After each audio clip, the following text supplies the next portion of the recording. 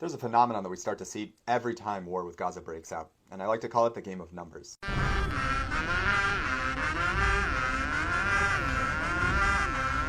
It goes something like this.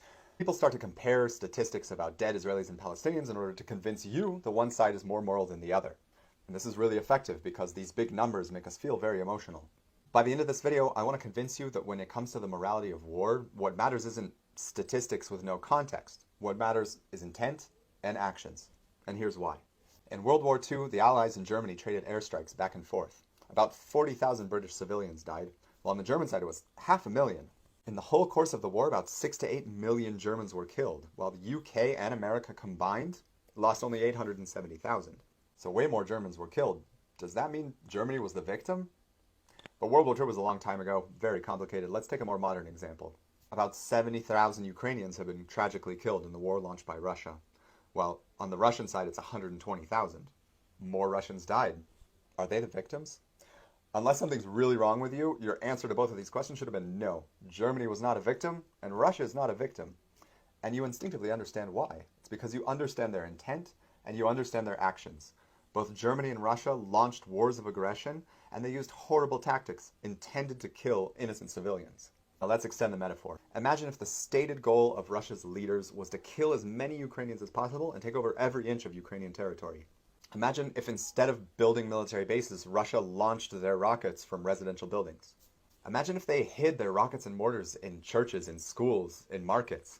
Imagine if they built tunnels from civilian neighborhoods on the border into Ukraine with the express intent of kidnapping and killing as many Ukrainians as possible. What would you expect Ukraine to do? Would you expect them to sit on their hands and just accept years and years of constant attacks? Would you expect them to do nothing, allow Russia to keep building up its weapons stockpile, knowing that those weapons are going to be used to kill more Ukrainians? Would you expect Ukraine to stop defending itself as soon as the casualty numbers are equal, and just wait until Russia kills more Ukrainians? Of course you wouldn't. It makes absolutely no logical sense. And this is the terrible, impossible choice that Hamas has forced upon Israel. Either we do nothing, allow our cities to be attacked and our children kidnapped, or we respond to Hamas's violence, knowing that sadly, because they hide in the civilian infrastructure of Gaza, innocent citizens will die. And don't get me wrong, it's tragic and horrible that innocent Palestinians are losing their lives in Gaza. Families who have nothing to do with Hamas, people who are just trying to live their lives. It's heartbreaking.